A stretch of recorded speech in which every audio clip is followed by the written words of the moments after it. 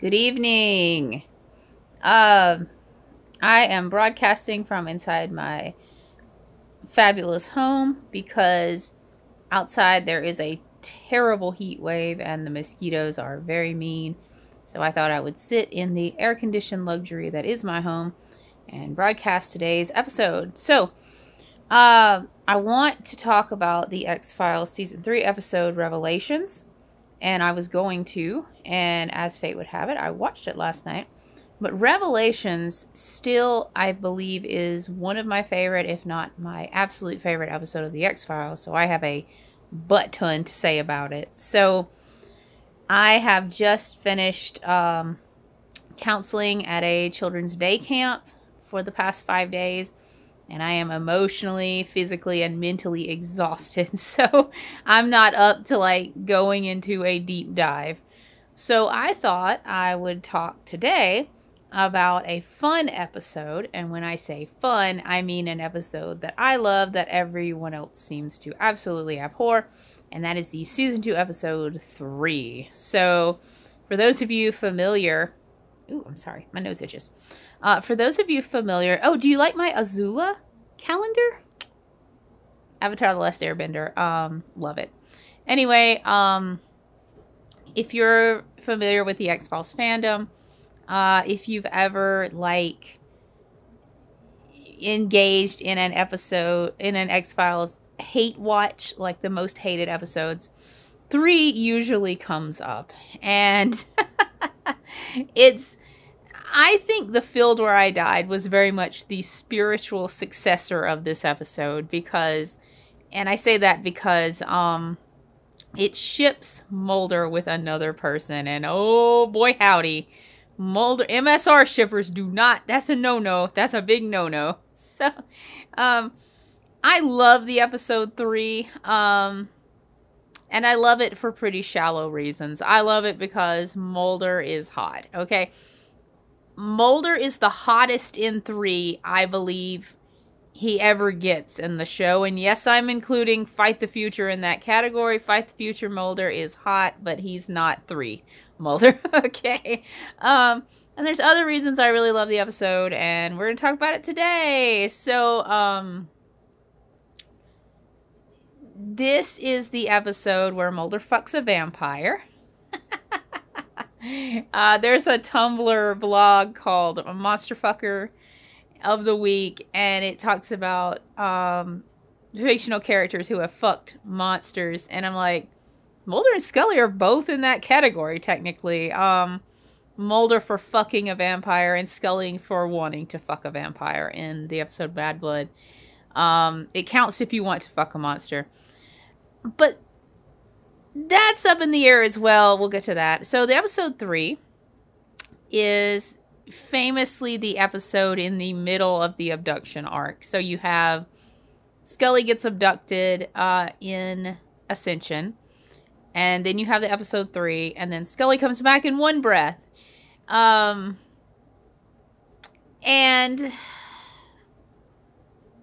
you know I gotta diss on David Duchovny a little bit, okay? Because I can't do these without it. So David Duchovny carried the show by himself for exactly 1 episode. well, 2. Okay, Scully was technically not in Ascension.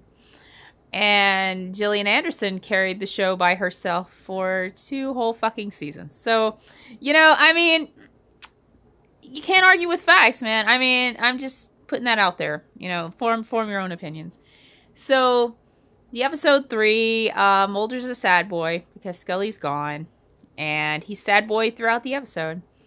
And the episode opens with him coming into his office, and he's a sad boy. The X-Files has been closed for a minute. You see him changing the calendar pages to a half-naked woman sitting on saws. And look, I'm a gay, and I don't understand what straight people do, but is that a thing? I was a really sheltered kid. I wasn't allowed to like look at porno mags, so like putting half-naked women by tools, is that a thing? Okay, well, let's talk about another tool, Mulder. Actually, Mulder's really good in this episode. I know I hate on Mulder a lot because he deserves it, but um, I love Mulder in 3. So Mulder gets a... Oh, you see Mulder go to the X-Files drawer, and wouldn't you know it, Dana Scully's an X-File now. You see him put her glasses, her cute little baby glasses, in the file, explaining her abduction, and then he takes her cross out, and he's like, I'm gonna wear this, because Ma Scully told me to. Mulder's a very good boy in this episode, okay? To all the people who say I hate Mulder, I don't. Like, and I'll get into that, like, why I don't absolutely abhor Mulder's character. So, he's very good in this episode. So, he gets a call, and you see Los Angeles. And, I want to talk about the atmosphere of this episode. I love the atmosphere of this episode. An episode can be garbage, and if it has a great atmosphere, I'll watch it. I don't give a fuck. Like, I'm here for the vibes, man. So, like, The Field Where I Died, I love that episode. I've explained why I love that episode. The episode Shapes, I love it. This episode, I love. And a lot of that is the atmosphere, like, playing into it. And, when I was a little girl, when I was a very small gay, I read the books by Francesca Lia Block. Girl Goddess Number 9 is the one that immediately jumps out to me. There's Weetzie Bat and Goat Girls. Those are fantastic. And this episode, the aesthetic and the atmosphere, like, really reminds me of a Francesca Lia Block movie. I'll get into that in just a Francesca Lia Block movie. A Francesca Lia Block book. Don't know what came first, the chicken or the egg. Was Francesca Lia Block inspired by the X-Files, or was the X-Files inspired by her? I guess we'll never know. Or maybe we will know. Hey, if you ever talk to one of the writers, please let me know. Or Francesca Lia Block. Anyway, so Mulder goes off to Los Angeles. There's the big wildfires out there. You see planes releasing the red sand to try to put them out. There's been a murder. Oh my god. And these people will lure people to a isolated area, and then they'll attack them, and they'll drink their blood, and Mulder gets a hard on, because you know what that means. It's a vampire. And but Mulder's a sad boy, so he can't give his paranormal erection 120%. It's more like a sad erection, you know? Have you ever masturbated and you're, like, really sad? Well, that's what Mulder's doing right now. So, Mulder, the LAPD is, like, being a hard ass, and then they're like, hey, Spooky Boy knows what's up, so, let's see if he can help us out. And, one of the police chief is like, here's Detective so-and-so, he's gonna help you out. And Mulder turns back. He's so emo and so dramatic. And he's like, I work alone. And then there is some very cringy dialogue in this episode, y'all. So get ready. And the detective's like, an FBI agent without a partner? And Mulder is triggered. So Mulder goes, he is doing detective work. He's like looking at blood banks in the area, and he finds the night watchman of 1, and he is one of the 3. And I told you there's some cringy dialogue in this episode. He's interrogating the maybe but not really vampire, and the vampire, who looks a lot like Jack Black. Jack Black was in an episode of The X-Files, but not this episode of The X-Files. This is just his cousin, maybe. So, not Jack Black, tells Mulder, like, I am the... How does he say it? He's like, I am the son, he is the father, she is the unholy spirit. And he does the little praying hands, like, when he says it. And I'm like, holy shit. Who wrote this? Anyway, guy gives it 120%, so I can't hate him too much. So, hello. So, Mulder's like, you fucking crazy, man. I kind of like, there's a theory that as Mulder and Scully are further away from one another in proximity, they begin to take on one another's beliefs. Like, in this episode, Mulder's kind of a skeptic. He's like, these people believe they're vampires, but I don't believe they're truly vampires. Like, they have porphyria, and they're, like, exhibiting these signs of a very medical reason why they would be doing this. But I don't believe they are truly vampires in the contemporary cultural sense. And that's not a Fox Mulder thing to say. And that is a very Dana Scully thing to say. And again, you know, you'll see Scully acting that way in episodes like Chinga, you know, where she's like, I'm going to step out and believe in this paranormal thing. And she's far away from Mulder. I don't know exactly why they do this. There's theories that say, you know, their codependency requires them to, like, play the role of the believer and the skeptic when they're together. Hey, throw out your theories. I want to hear them. Again, I'm too mentally exhausted to wrap my head around it. I just think it's a really interesting thing. So, not Jack Black says, hey, when the sun comes up, I'm gonna die, man. He also gives this really cringy spiel to Mulder about, like, how Mulder's gonna die and be old, and he's gonna be by his bedside, just laughing like a dick, I guess. And Mulder's like, hey, man, what the fuck? My girlfriend's immortal, don't you know? And Scully's a goddamn vampire, too. Only she doesn't drink blood. Mulder has a thing for vampires. So, not Jack Black. Mulder, like, tells the detective, he's, like, gives them some Reynolds wraps.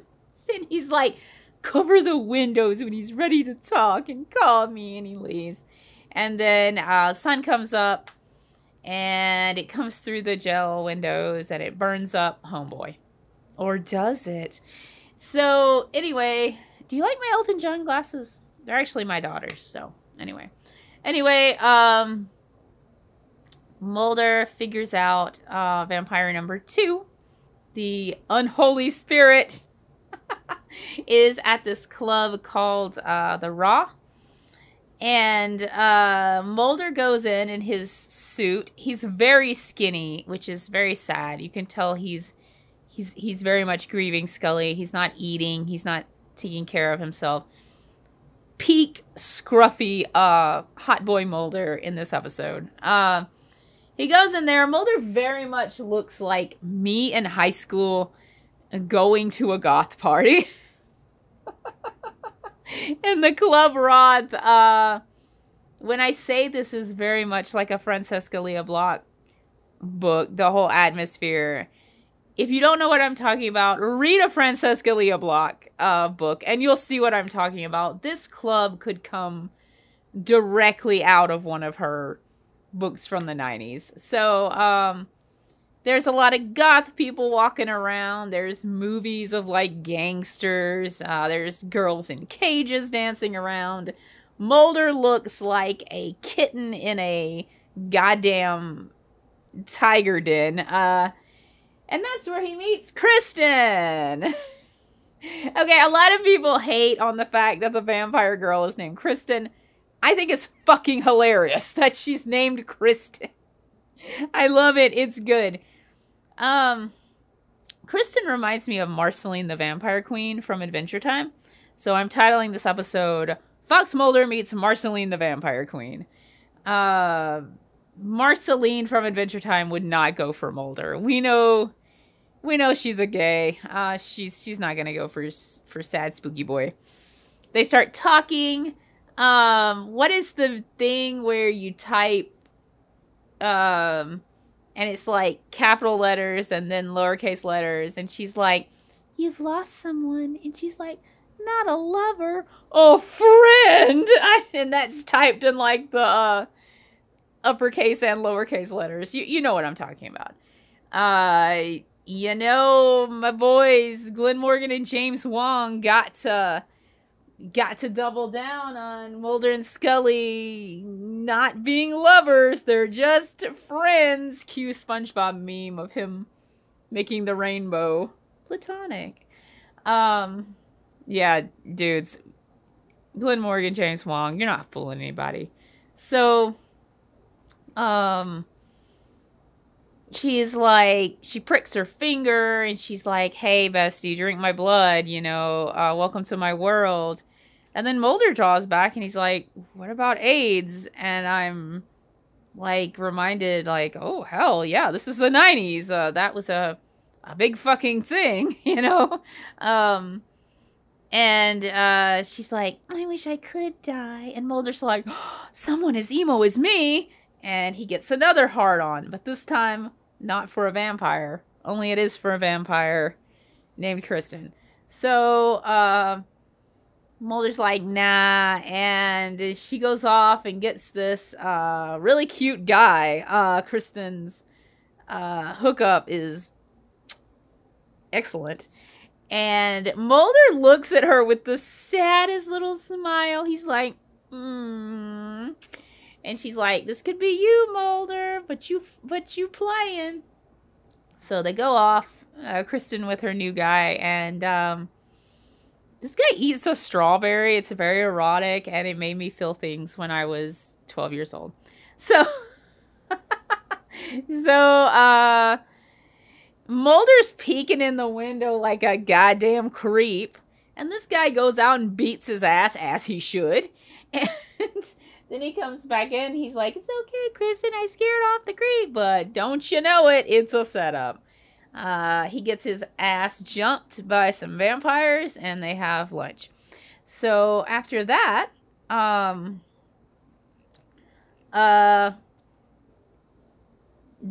Mulder tracks Kristen to her house, and she has a nice fucking house. I just want to say that. What does she do? Is she like an accountant? I'm gay and I'm bad at math, so please tell me what Kristen does. Anyway, she has a nice fucking house in the middle of the goddamn Beverly Hills. And the detectives are in there. They're like, "Yeah, we got her person." And then Mulder sees a loaf of bread with blood in it, which is gross. But it kind of looks like the Christmas bread you get that's full of raspberry jam. So it also makes me hungry. Anyway, Mulder turns and he's like, "Well, there's nothing to see here. You guys can leave."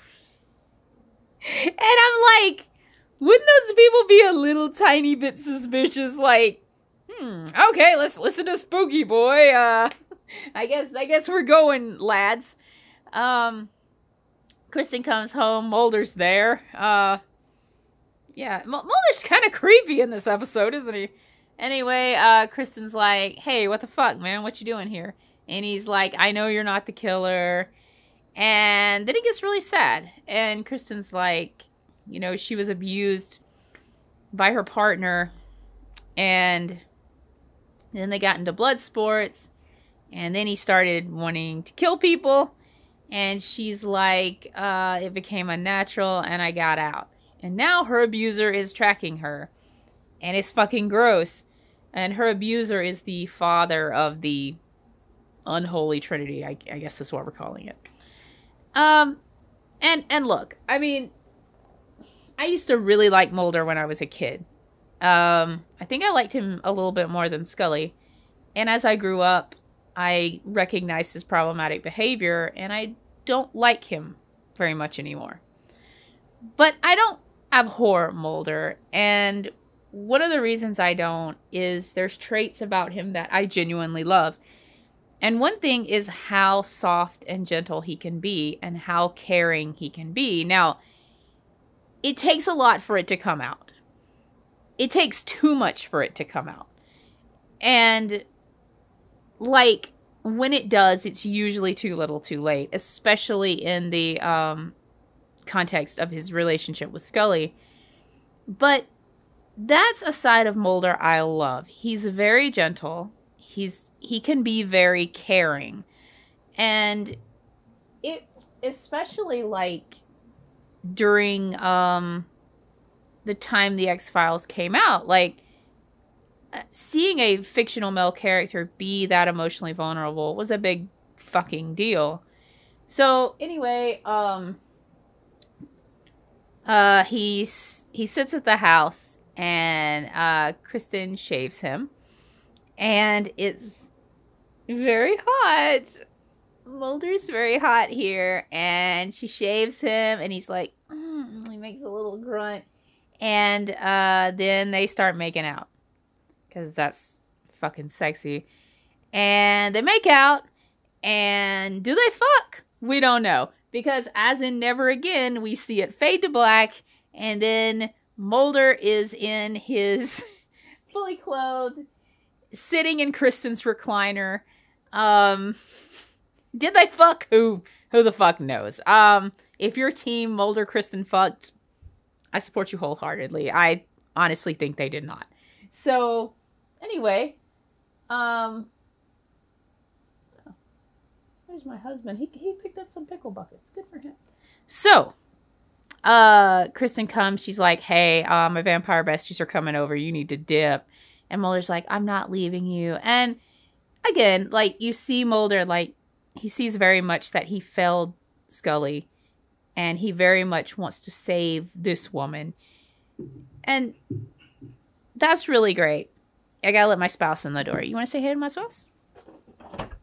Hello. Hey. Hi. I'm making a video. You want to be in my video? Oh, he doesn't want to be in my video. Hey, you want to see the best spouse in the world? This guy got Firehouse Subs. Yay. So,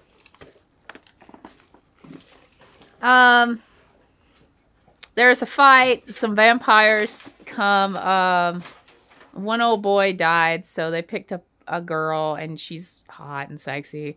And she jumps on a car, and it's really erotic. And then they run her over, and they're going to get away. And then Kristen's like, I can't leave my abusive ex. And I'm like, oh, Kristen, don't do that, baby. So Kristen goes back, and she doesn't want to save him. Good for her. And she's pouring gasoline all around the house. She's going to have a vampire barbecue. And the not Jack Black is there. He survived the sun burning. Apparently that doesn't kill vampires. For those of you out there, there's a hot tip. So he's like, we'll rise up. We're going to come back. And she's like, no, you won't, bitch. I won't kill you for good this time. And he's like, and then he's like, she's like, licks her own blood, which is pretty metal. Kristen's fucking awesome. I love her. And she's like, I'm tasting the blood of a believer. I finally believe that vampires exist. And that's really interesting. I guess you could break that down in any way you wanted to. I mean, Scully eventually becomes a believer as well. So I believe Scully always was a believer, but, you know, she was just afraid to believe. In the same way, Mulder is truly a skeptic. So, and he uses his belief as, like, a crutch. Hello. So, and then not Jack Black's like, but you haven't taken a life. And she's like, oh, yes, I have. And she drops the match, and the whole house explodes. So, she did take a life. She took not Jack Black's life. And then Mulder sees the house explode, and he's sad some more. And then you see him sitting out on a hill with Scully's cross around his neck. And he's still sad. And that's how the episode ends, just sadness and despair. So thanks for tuning in. This is a fairly short video. And have a great day. we'll be coming back next week with Revelations, I hope. So have a good one, and bye.